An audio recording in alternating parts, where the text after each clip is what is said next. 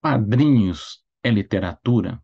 E em relação à animação, vamos falar aqui um pouquinho sobre essa polêmica da indicação do Maurício de Souza na Academia Brasileira de Letras.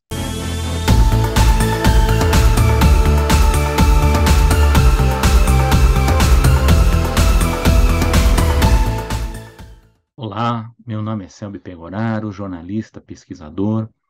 Como de protocolo aqui, não esqueçam de dar o seu joinha aí, o seu like e comentem sempre que acharem aí necessário. Tá tendo aí uma polêmica interessante sobre essas candidaturas, né, para vaga aberta na Academia Brasileira de Letras. O Maurício de Souza é um postulante favorito aí, tem grande chance de ganhar a vaga, mas temos concorrentes aí, um deles é um professor e filólogo, Ricardo Cavalieri, e o jornalista James Akel, que, digamos assim, a única obra literária conhecida dele é um livro de marketing no ramo hoteleiro. Ele causou polêmica com entrevistas, enfim, com falas dele, dizendo que gibi não é literatura, que o Maurício de Souza agregaria muito pouco para a Academia Brasileira de Letras, que ele, na verdade, seria uma escolha muito melhor, até porque disse ter projetos ali para tornar a academia mais próxima do público, né, com maior visibilidade. E a verdade é que isso criou uma grande polêmica aí na internet.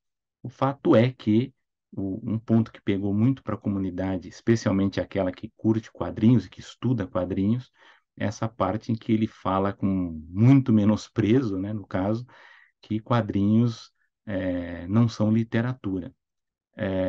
Bom, para resumir, a gente pode dizer que, do ponto de vista da pesquisa acadêmica, realmente não é, né?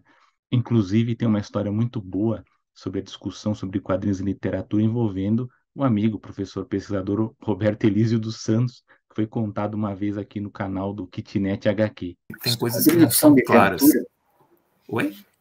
Os quadrinhos Os são quadrinhos são literatura? literatura. É, Não, essa foi outra. a melhor, foi lá do Roberto Elísio dos Santos. o Roberto Elísio, Cara, foi desliga genial. a câmera e sai, né? Não, É, eu sou. Bom, eu bem contextualizo essa história, mas tem uma história muito boa sobre quadrinhos e literatura que eles estão comentando agora, que é um colega nosso que teve um debate, foi as jornadas temáticas de histórias em quadrinhos, e o Na tema era Unifesp. adaptações literárias, que foi realizado na Federal de São Paulo, lá no nosso campus, em Guarulhos.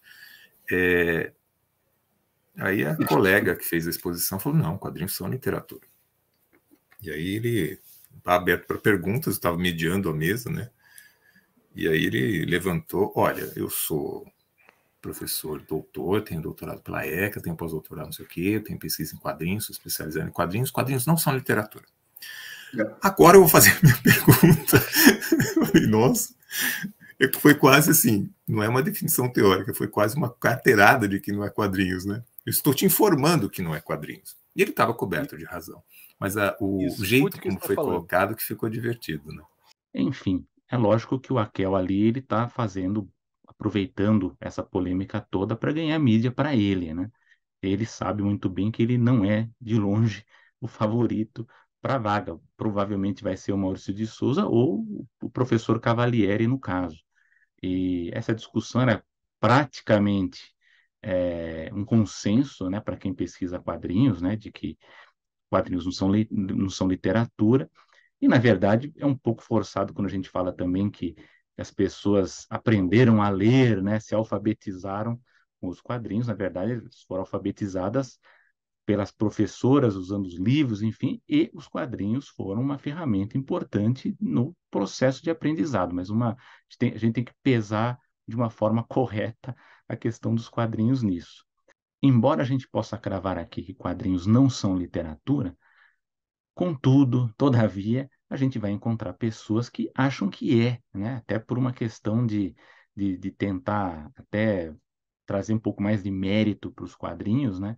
Embora a gente saiba que é muito importante que os quadrinhos estejam dentro do seu nicho próprio, porque inclusive se a gente for pensar em editais, colocar quadrinhos junto com literatura, os quadrinhos sempre vão perder, né? Porque são qualidades diferentes, são contextos diferentes. A leitura dos quadrinhos, ela requer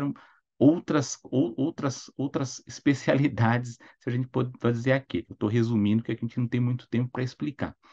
Mas é muito importante essa discussão até para a própria evolução do entendimento dos quadrinhos como mídia em relação às outras linguagens, né? Acho que quadrinhos são linguagem porque você tem o balão e você percebe que é um código próprio. Você pode chamar de código, você pode chamar de gramática, você pode chamar de linguagem. Sim. É uma acepção de linguagem mais ampla, né? Então você pode ter a linguagem gestual, a linguagem não sei o quê, a linguagem não sei o que lá, a linguagem do cinema. Aí a linguagem no sentido de um conjunto de códigos que faz com que você identifique alguma coisa. Esse alguma coisa são os quadrinhos, que podem ser vistos também como um sistema ou como uma mídia. Mas essa mídia vai ter a sua linguagem própria. Então eu entendo que sim, Líbia. Agora, se você vai pegar um cara que vai ter uma definição de linguagem mais ancorada só no verbal, Aí já para essa complica. pessoa talvez pegue essa acepção de linguagem. Para mim, sim. Para mim, é uma linguagem consolidada que engloba outros códigos, que são os códigos visuais, verbais, mas disso ela faz um mix que tem um conjunto de códigos próprios, né? Um quadro, corta para outro quadro, tem onomatopeia, enfim. E o Sim. balão, né? Que é o DNA dos quadrinhos. Essa discussão dos quadrinhos em relação a outras linguagens é bem interessante. Eu mesmo, na minha tese de doutorado, trato disso. No caso, eu fiz uma pesquisa sobre quadrinhos e animação. A gente sabe que antes disso tem aquela outra discussão se quadrinhos a gente pode considerar arte ou não, né? Também é uma outra grande polêmica, né? Mas é bem interessante a gente pôr em análise, e como aqui é um canal que fala muito mais de animação, falar um pouco mais dessa questão da intersecção da linguagem dos quadrinhos com o cinema e com a animação em si. Tem um artigo muito interessante do Drew Morton, que ele vai falar um pouco sobre a polêmica, né, e a relação que tem entre, por exemplo, os quadrinhos e o cinema. Ele escreveu esse artigo em 2010, né, então ele vai falar um pouco sobre essa questão da influência ou não dos quadrinhos, né, especialmente dessa questão estética, e vai usar como objeto de pesquisa a obra do Winsor McCay, que é o criador do Little Nemo, né, um dos grandes clássicos dos quadrinhos.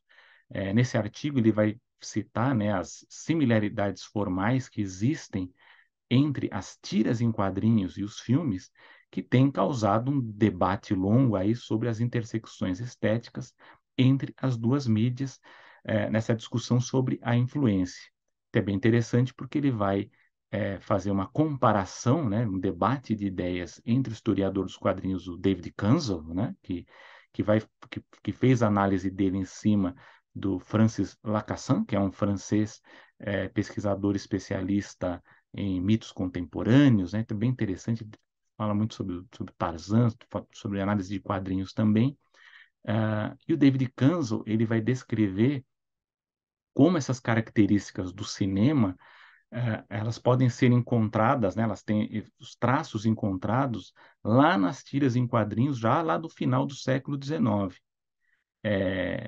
Em contrapartida, o historiador de cinema, o Donald Crafton, que aqui no canal Animédico eu já citei ele quando eu falei lá do Gato Félix, que é um especialista na produção de cinema mudo, ele vai dizer que as tiras em quadrinhos têm muito poucas, né, se tiver alguma influência na evolução da linguagem do cinema, né? Então, o Drew Morton, ele tem duas citações no artigo bem interessantes que resumem um pouco essa questão. Uma do Donald Crafton, que vai falar que a evidência histórica mostra que os artistas, né, das tiras em quadrinhos, eles estavam desenvolvendo essas convenções narrativas, né, e essas sintaxes formais, né, sem ter essa relação direta com a influência do cinema. Então, ele vai dizer que essa similaridade que a gente vê dessas, né, abordagens formais da narrativa de cinema para os quadrinhos, elas são somente superficiais, né? Então, não teria tanta importância assim.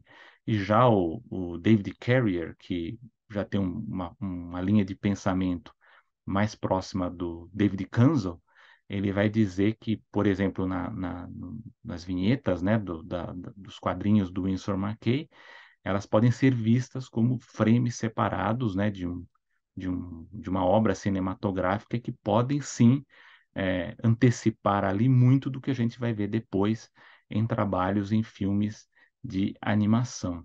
É, é uma discussão bem interessante, porque essa discussão sobre a influência estética dos quadrinhos no cinema durante a era muda, né, ela é contestável, né? Então tem essa briga mesmo entre os historiadores dizer que tem influência, que não tem, mas o importante aqui é a gente dizer que são linguagens separadas e que há sim uma intersecção de linguagens que ao longo do tempo uma influencia a outra, né? Isso aqui é o mais importante aqui. Nessa discussão sobre a intersecção de linguagens, uma obra muito importante aqui para discutir é essa obra do pesquisador italiano Daniele Barbieri, As Linguagens dos Quadrinhos, em que ele faz justamente essa análise comparando os quadrinhos com as diversas linguagens. E aqui tem um capítulo específico sobre cinema, mas também sobre animação. E o que o Barbieri ele vai dizer aqui?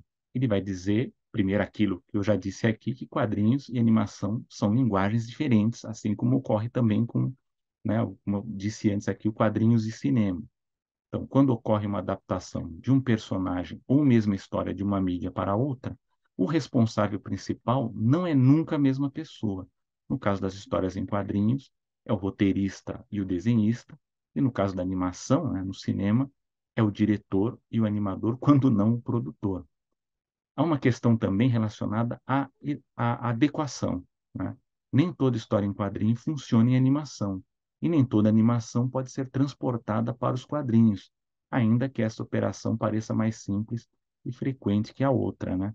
A gente pega, por exemplo, Asterix, né? Os álbuns do Asterix, muitas vezes a adaptação que a gente vê para animação, ela não tem a mesma carga emocional e mesmo humorística que a gente pega nos quadrinhos. Para pegar o exemplo contrário, tem uma série que eu gosto muito que é Gárgulas, da Disney, que é uma série mais para pré-adolescentes. Ela foi adaptada para quadrinhos, mas eu acho que a animação, no caso, é melhor. Ela não conseguiu passar para mim o impacto que tinha nela para os quadrinhos. Destacadas essas diferenças, o Barbieri ele passa a citar algumas dessas inegáveis correspondências, né?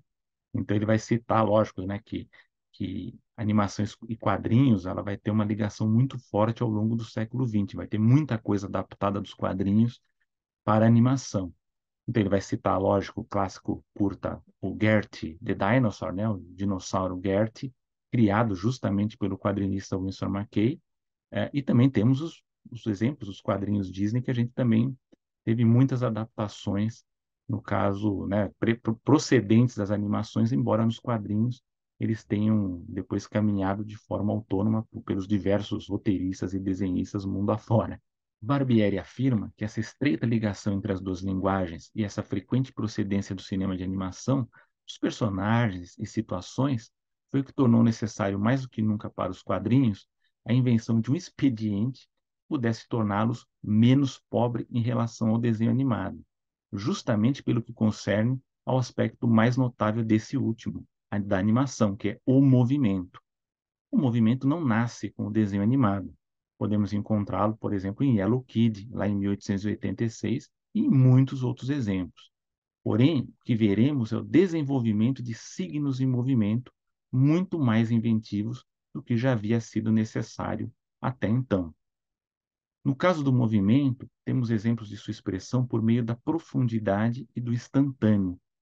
Trata-se da diferença entre o que chamamos de tempo ou duração, representado por uma imagem, e tempo ou duração contado por essa imagem. O tempo representado por um instantâneo fotográfico é sempre um instante, mas esse instante pode contar algo muito mais longo. Então, por exemplo, o próprio Barbieri ele dá como exemplo clássico, quando a gente vai falar, por exemplo, sobre fotografias, aquelas fotos de lances de jogos de futebol. A gente tem, por exemplo, o goleador com a perna tensa, né, que acabou de chutar, e o goleiro defendendo ou deixando, né, perdendo a bola e ocorrendo um gol decisivo, né, aquela foto clássica. A gente vê uma imagem estática ali, mas dentro dessa imagem estática, desse instantâneo, você entende o movimento, você consegue entender o que está acontecendo ali. Em resumo, Uma imagem imóvel é uma imagem que deteve o tempo e não pode representar uma duração, somente pode contá-la. O que os quadrinhos fazem para conquistar o movimento é inverter os termos da questão. Continuando na análise do ponto de vista da fotografia, nos damos conta de que há um modo por meio do qual a fotografia pode representar, e não apenas contar, o movimento em uma imagem imóvel. Se o diafragma da máquina, né, permanece aberto um certo tempo, a película é marcada pela imagem durante toda essa duração. Temos uma representação do movimento, ainda que com menos compreensão, pois ela pode ter menos definição, ela pode ser tremida. Temos uma dificuldade de entendimento quanto maior for o tempo dessa exposição. Por outro lado, se queremos que a imagem seja legível, devemos reduzir ao mínimo ou excluir de todo o movimento, e assim nos encontramos na situação em que temos que escolher entre clareza e duração. Os quadrinhos conseguem com grande eficácia exibir clareza e duração. Os quadrinhos, né, a gente pode ver isso, né, não só em um só quadro, né, uma só vinheta, ou no conjunto, né, da complexa forma de ler os quadrinhos. Pois temos aí a leitura textual, né, o texto que a gente tem nos quadrinhos, a leitura visual da imagem e também daquele espaço, né, entre, né, as vinhetas que chamamos de calha ou sarjeta. A vinheta deixa de ser, com o quadrinho, a representação de um instante e se converte na de uma duração, exatamente como no cinema. Sobre a polêmica da Academia Brasileira de Letras, não tenho nada contra se o Maurício de Souza for indicado, embora ele seja um empresário, né? Eu acho que até merece, acho que para a Academia Brasileira de Letras faz mais sentido ter o Maurício lá do que o inverso, né? Talvez aí, sei lá, talvez até a gente tenha uma forma de futuramente dar crédito para os criadores, os quadrinistas que produzem as histórias da Turma da Mônica. Acho que isso seria muito importante. Mas de resto, não há muita coisa além disso, além da polêmica do senhor Aquel aí, que acabou levantando toda essa discussão sobre quadrinhos, acabou sendo de uma forma pejorativa, mas é importante a gente ressaltar aqui que quadrinhos, no caso, não são literatura, mas existem sim essas intersecções entre linguagens que são bem interessantes, uma linguagem acaba influindo sim na outra. E fica aqui a dica para vocês conferirem o livro do professor Daniele Barbieri. Até a próxima.